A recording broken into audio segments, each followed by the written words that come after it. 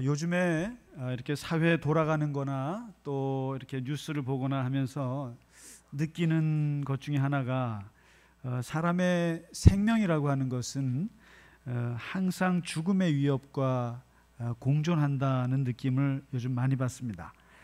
그러니까 사람의 생명이라고 하는 것은 사실 본인의 의지와 상관없이 태어나고 또 본인의 의지와 상관없이 죽음에 이릅니다. 그래서 사람은 태어날 때도 타인의 손에 의해서 거두어지고 또 죽음에 이를 때도 타인에 의해서 거두어집니다. 그래서 날 때는 부모님이 거두어주고 죽을 때는 자식들이 거두어줍니다.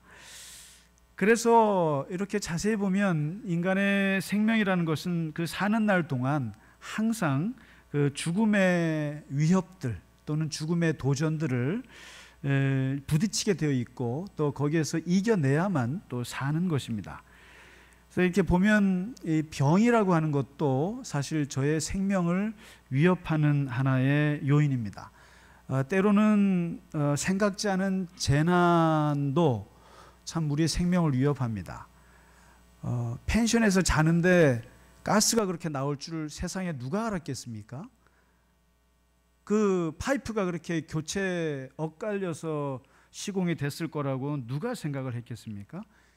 그러한 사고들의 위협들이 항상 도사리고 있고 때로는 교통사고는 흔한 위협이기도 하고 사람들 사이에서의 언어폭력에 의해서 당하는 정신적인 위협으로 인해서 사람들이 생명을 잃기도 하는 여러 가지 우리에게는 이 생명을 위협하는 게 참 많습니다.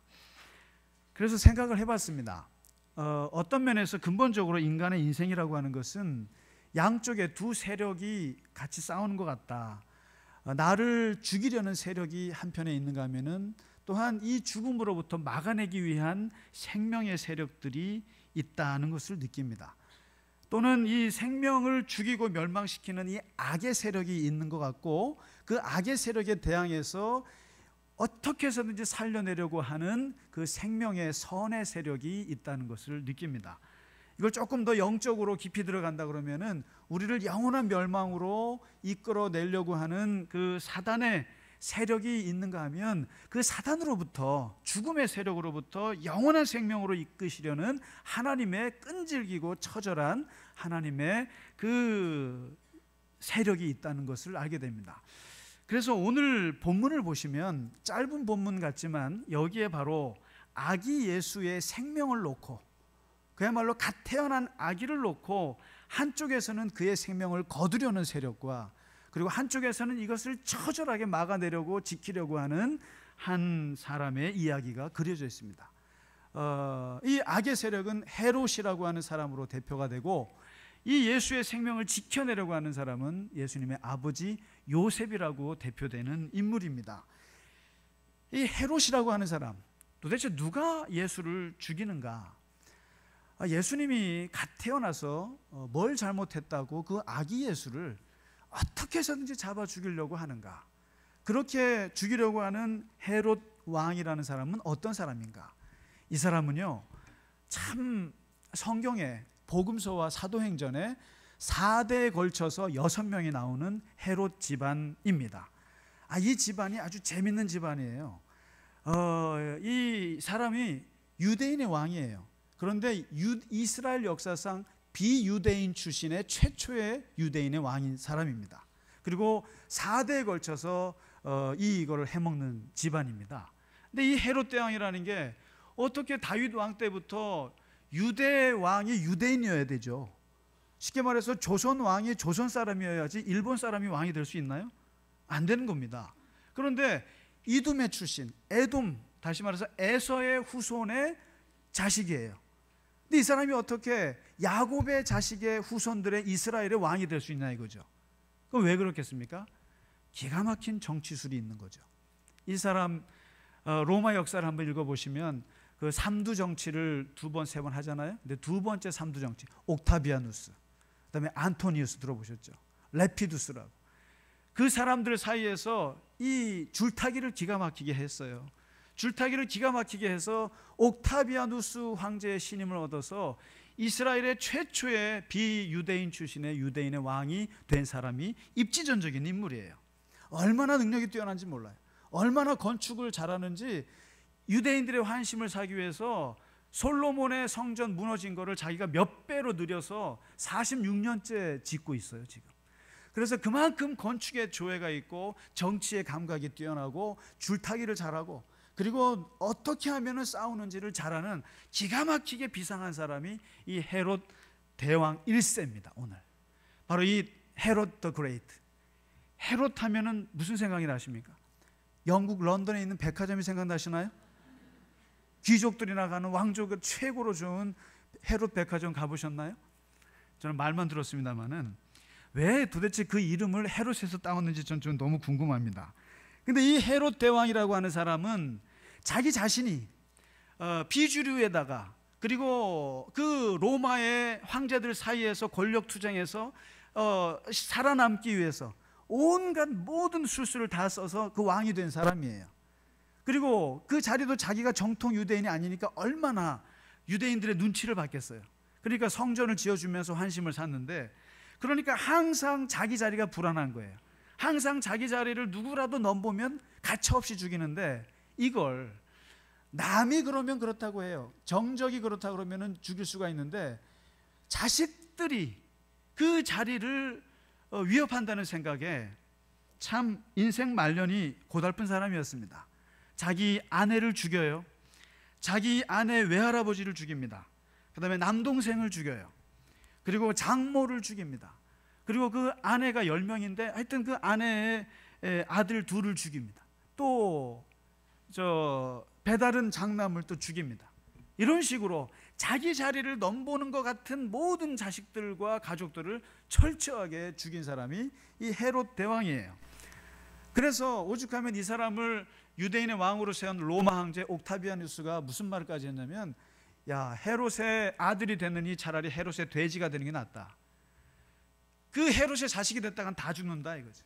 그러니까 자기가 뽑아놨지만 참 성격 하나 참 특이한 사람이다. 그러니까 이 사람은 자기의 자리를 누구라도 넘보면 가차없이 죽이는 사람이었습니다. 그러던 그때에 오늘 2장 2절을 보시면 청천벽력과 같은 소리가 예루살렘에 울려 퍼집니다. 바로 동방에서 온 박사들이 외치는 소리입니다. 유대인의 왕으로 나신 이가 누구냐? 유대인의 왕으로 나신 이가 어디에서 났느냐? 소리를 질러댑니다. 이 유대인의 왕이라고 하는 말은 평생 헤롯 대왕의 입장에서는 아주 예민한 문제예요. 나 외에 유대인의 왕이 누가 있느냐? 그 말에 오늘 본문에 보시면 소동하고 난리를 칩니다. 그리고 역시 권력가는 권력가답게 이 아이를 죽이기 위해서 음모를 꾸미고 조사를 하고 공부를 하고 연구를 하죠. 그리스도가 어디서 나느냐, 어디쯤에서 나느냐 다 연구조사합니다. 예수님을 연구하고 공부한다고 해서 예수님을 좋아하는 것도 아니에요. 다 죽이려고 공부도 합니다. 죽이려고 연구하고 죽이려고 성경 공부하는 거예요. 근데 결국 8절에 보면은 찾아내면 나한테 말해달라. 그러면 내가 가서 경배하리라. 경배하긴 뭘 경배합니까? 죽이려고. 음모와 사기와 이 정치인들의 이런 술수가 나오는 거죠. 결국 그것이 안 되니까 분노하죠. 근데 이 사람들은 분노가 그냥 끝나지 않습니다. 우리는 분노해봐야 소리만 꽥 지르고 끝나죠. 그러나 왕이 분노하면 어떻게 됩니까? 사람 죽이는 겁니다. 예루살렘 베들레헴 그 넓지도 않은 16km밖에 안 되는 그 근처에 전부 다 2살짜리 어린아이들 전부 다 죽입니다. 직접 못 죽이면 간접적으로도 죽이겠다는 거예요. 이게 바로 권력가들의 횡포예요, 사실은.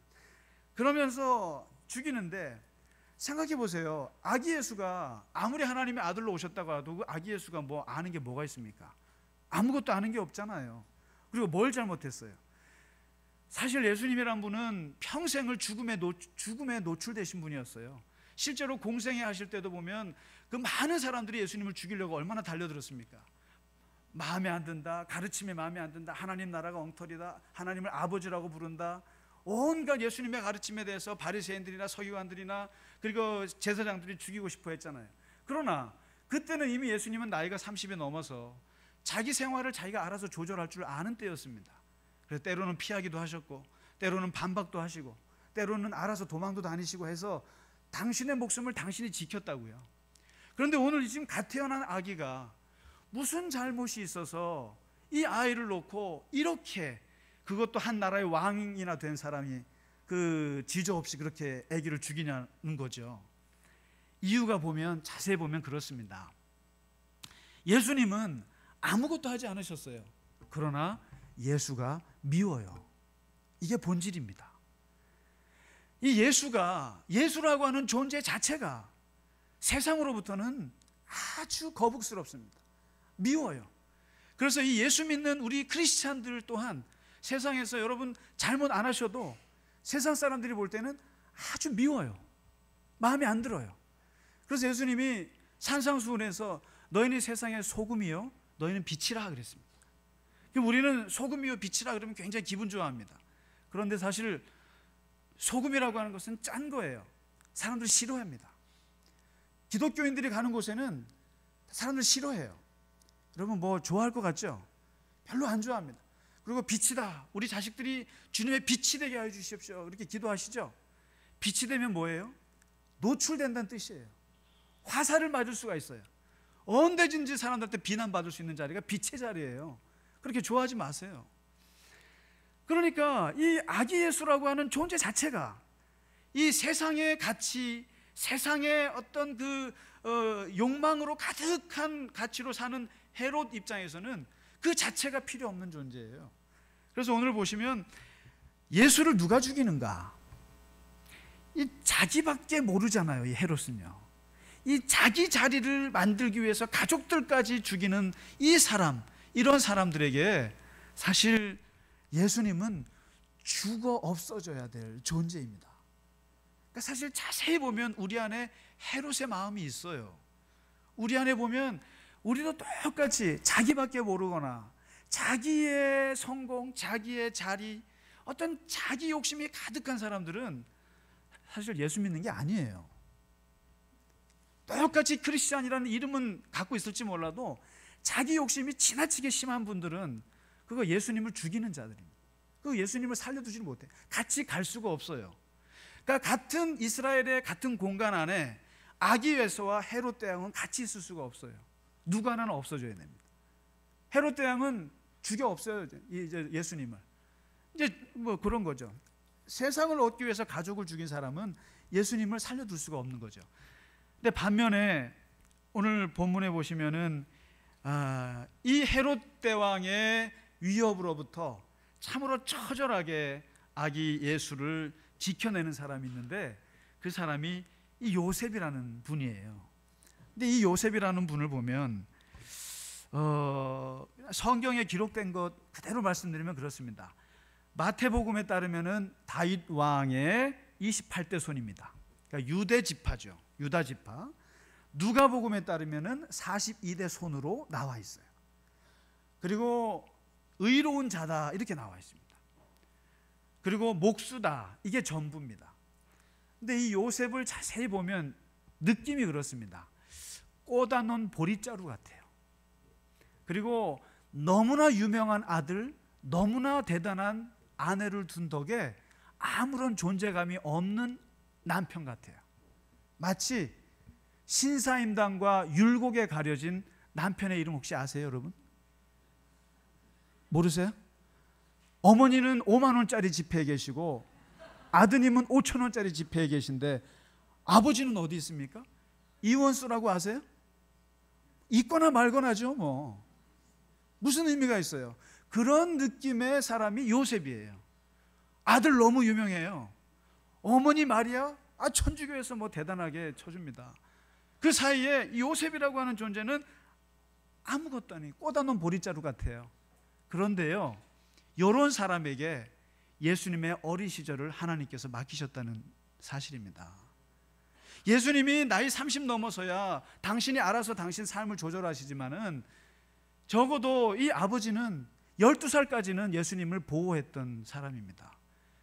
예수님의 생명을 지켰던 사람이 요셉인데 어떻게 지켰는가 보시면은 첫 번째 보면은 13절, 14절, 20절, 21절에 반복적으로 가장 많이 나오는 단어가 있는데 바로 일어나 아기와 그의 어머니를 데리고, 저는 이 단어만 보면 눈물이 납니다. 이 단어만.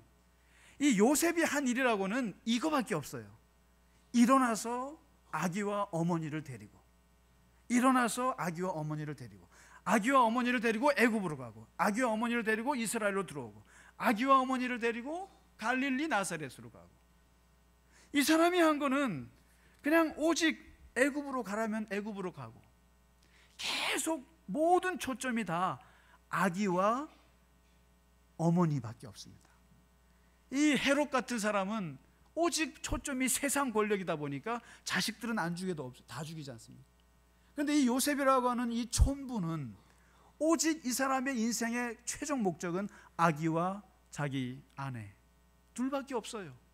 그래서 이 둘을 끌어안고 그냥 도망치는 게 일이었습니다. 이 사람은 헤롯의 위협을 피해서. 요셉은 머리보다 몸이 빠른 사람이에요. 말보다 행동이 더 많은 사람입니다. 아주 성실한 거예요. 아주 충성스럽습니다. 그래서 그냥 요셉이 보여지는 이미지 자체는 열심히 사는 사람이에요. 그야말로 열심히 사는 사람. 그래서 사람들이 요셉을 다 무시했지만 너무나 이것을, 이 열심히 산 모습을 보고 천주교에서 훗날 노동자의 수호 성인으로 추대를 해줬습니다. 그래서 이 요셉을 딱 보면 정말 열심히 사는 사람이다. 오직 자기 가족을 위해서, 생명을 살리기 위해서 열심히 사는 사람이다. 그런데 이 열심히 사는 이 성실함 위에 도대체 무엇이 있는가 봤더니 13절, 19절, 22절에 보시면은 두 번째로 많이 나오는 단어가 있어요. 그 단어가 바로 주의 사자라는 말이 나옵니다. 주의 사자가 나와서 항상 주의 사자가 현몽하여 나타나서 애굽으로 가라. 그럼 애굽으로 가요. 그리고 몇 년 후에 주의 사자가 다시 현몽해서 나타나서 이스라엘로 들어가라. 이스라엘로 들어갑니다. 들어갔더니 거기에는 헤롯 대왕의 큰아들 아켈레오가 다스리는데 이놈의 자식은 너무나 잔인해서 3,000명을 학살한 자식이에요. 그래서 이 아켈레오가 무서워서 시골로 갑니다. 어디? 나사렛으로 가요. 원하지 않는 땅. 나는 서울에서 살고 싶은데 저 시골 대관령에 살라는 거죠. 그게 제 고향입니다. 근데 그 시골 땅으로 가서 교육도 안 되는 가서 나사렛에 가서 30년을 묻혀 살아야 됩니다. 그런데 그때마다 누가 나타나냐면은 주의 사자가 현몽하여서 나타납니다. 뭐냐면 이 말은 요셉이라는 사람은 머리가 좋은 사람은 아닌 것 같아요. 그리고 어떤 세상을 잘 판단하는 사람은 아닌 것 같아요. 분명하게 지식이 많은 사람도 아니에요. 근데 이 사람이 분명한 것은 매우 영적으로 밝은 사람이면 틀림없습니다. 요셉은 모든 인생의 행동을 주의 사자가 결정하는 대로 따랐습니다. 매우 영적이었습니다. 한 번도 하나님보다 앞서간 적이 없어요. 아니, 애굽에 그게 가고 싶어서 갑니까? 그 당시에 최고의 망명지가 애굽이거든요. 근데 그 망명지에 가갖고 살고 싶겠어요? 언제 헤롯이 죽나 신문도 보고 인터넷으로 보고 뭔가 사람들한테 물어봐야 될 텐데 하나도 물어보지 않습니다. 그러나 주의 사자가 나타나서 다시 돌아가라고 할 때 갑니다.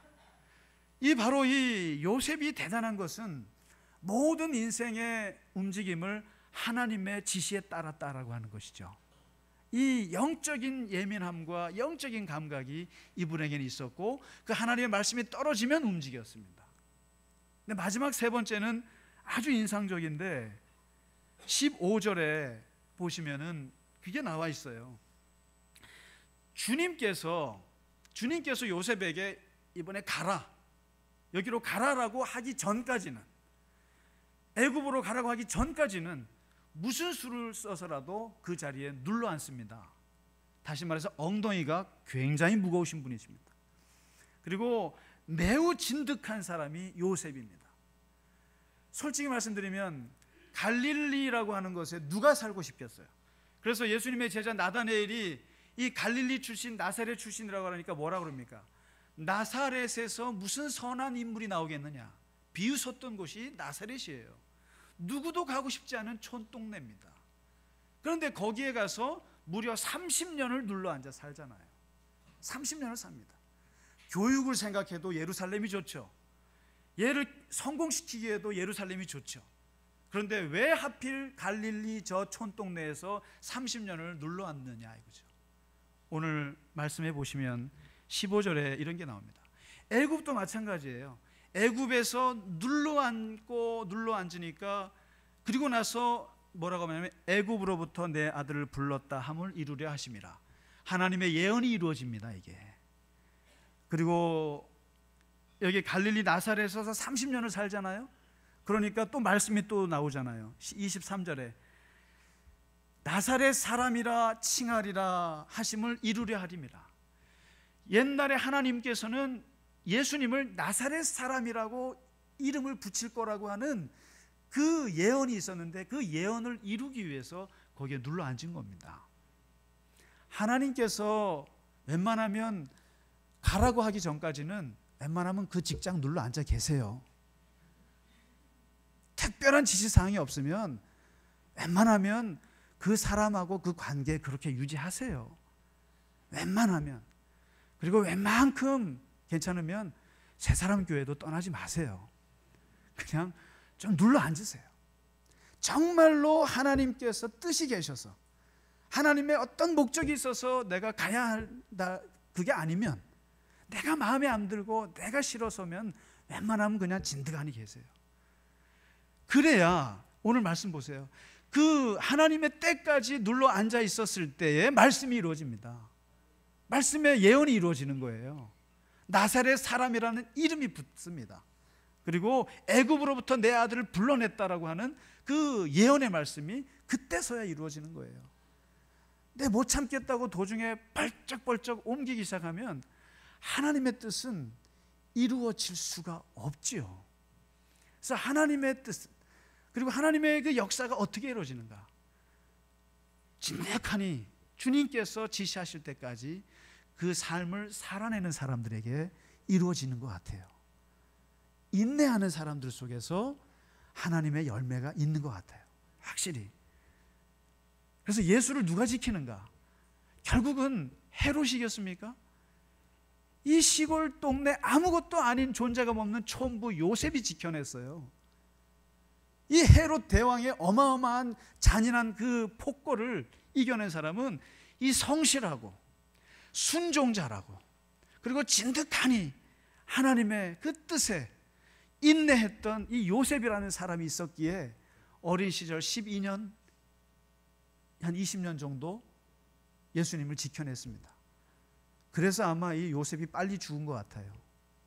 예수님이 공생에 등장하고 나서 아버지는 없습니다. 아마 일찍 돌아가셨다는 추측들이 있습니다. 얼마나 힘들었겠어요? 말씀을 마칩니다. 주님이 우리를 지켜주시죠. 주님이 우리를 지켜주십니다. 보호하십니다. 그러나 동시에 우리도 주님을 지켜야 합니다. 사실은 우리도 주님을 지켜야 하고 우리도 주님 안에서 그 신앙을 지켜야 합니다. 그런데 헤롯 같은 마음이 우리 안에 그거는 제거되어야 할 것입니다. 오늘 이 요셉의 마음을 좀 우리가 이어받으면서 주님을 본받고 주님을 지켜내고 또 주님 안에 우리가 지킴 보호를 받는 우리 모두가 되시기를 주의 이름으로 축원합니다. 우리 같이 찬송하겠습니다. 455장 주님의 마음을 본받는 자 같이 찬양하겠습니다.